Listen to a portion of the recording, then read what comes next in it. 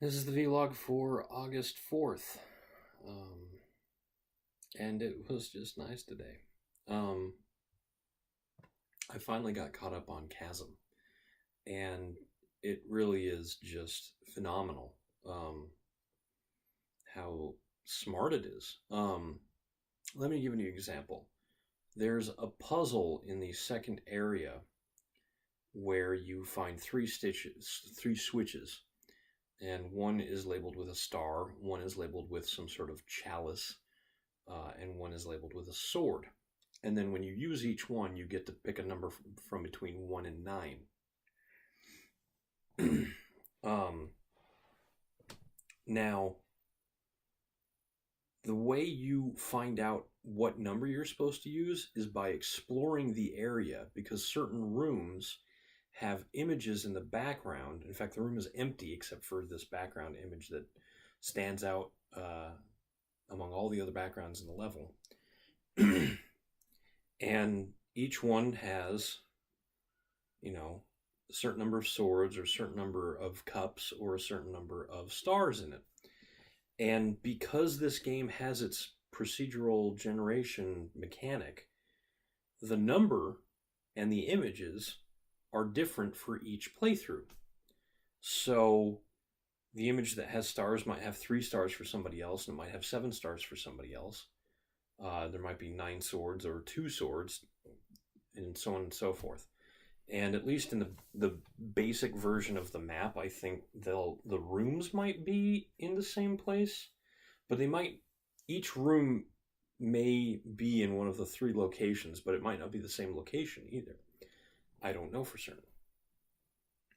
But that's just a really smart way of using procedural generation, because if the password was the same every time, someone would put it in a document somewhere, and then it would sort of eliminate the need to go exploring through this really well-made map and find these rooms and record. I actually took screenshots with my phone so I would remember which one had which number of things in it. But in that second area, one of the first things you encounter is a big spinning saw blade that you have to carefully jump over. It's just a fixture. It doesn't move. This one doesn't, at least. But that's to let you know that this area is going to have traps, which is something that you hadn't encountered at all before in the previous first zone of the game.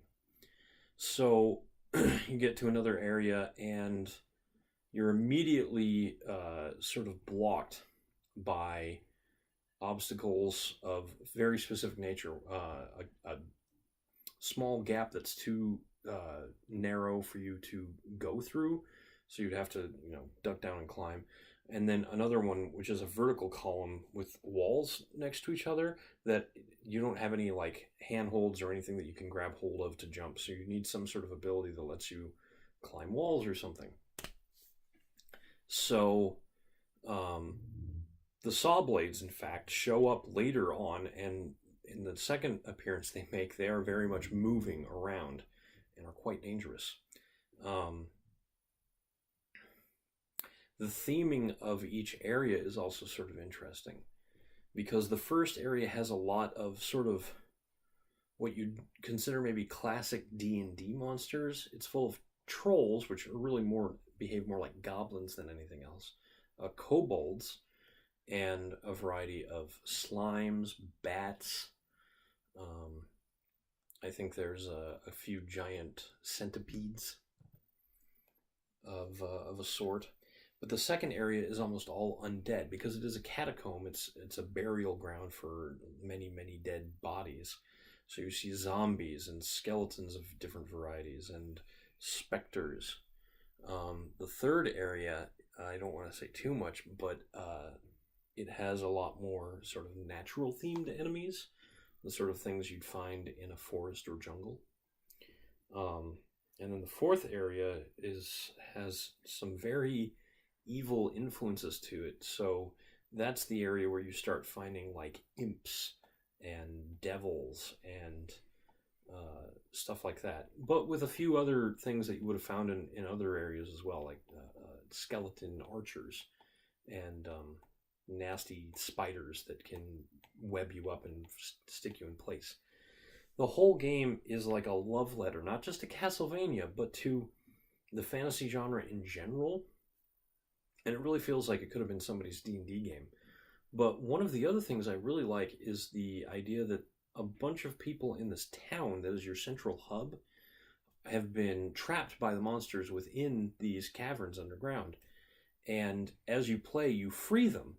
And when you go back to town, they can provide different services. This was this a similar system existed for a game I really liked called Soul Blazer, which was a Super Nintendo game when I was a teenager. And Soul Blazer starts off with you. This is ridiculous. You are the only sentient creature alive in the world at the start of the game, aside from monsters, which aren't technically sentient. They're sort of they have magical souls that are actually shards of people's souls. And as you defeat the monsters and close down their lairs, which basically are little glowing circles that eventually turn into buttons that, when you run over, activate. And activating the lairs either opens up new parts of the level or frees a soul that goes back to town and provides a service for you. Some of them only talk to you. That's the only service that they provide. But when you free a soul from these lairs, they also usually have a home that will appear in the town and get sort of built up. And it was a wonderful thing to start in this, set of cliffs with very quiet, sort of peaceful music playing, but very empty, devoid of any sort of habitation, and slowly see this town rebuild itself as you progress through the game. I don't remember a lot of games feeling like that. ActRaiser, which was sort of the spiritual ancestor of Soul Blazer, had a similar element where you were causing the town to be built in a rough way. But the town's there in Chasm, but the people aren't. You have to free the people. And it it might actually be a callback to those old Super Nintendo games. The whole thing looks like a Super Nintendo game. It has that sort of art style. But I am just having so much fun. It's hard, though. It is legitimately difficult. I have died a lot, and I wouldn't say I've had to stop and grind, but I have, had to go back and forth through a couple areas multiple times with not sort of knowing where I was supposed to be, which has probably padded my levels somewhat.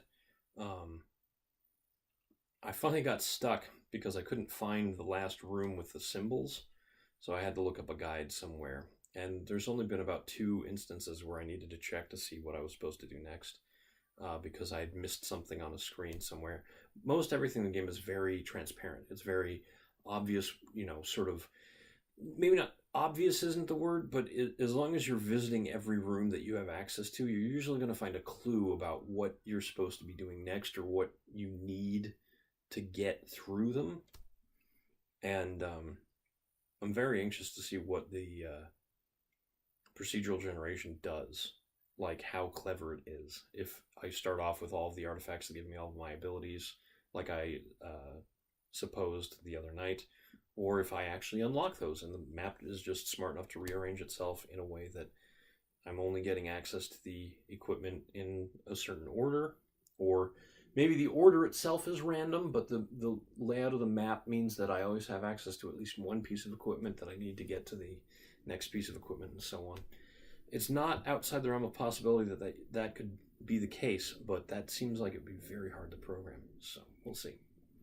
I'm nearly at 10 minutes now, so I'm just going to say, I'm Eric Spornitz, and tomorrow will be better.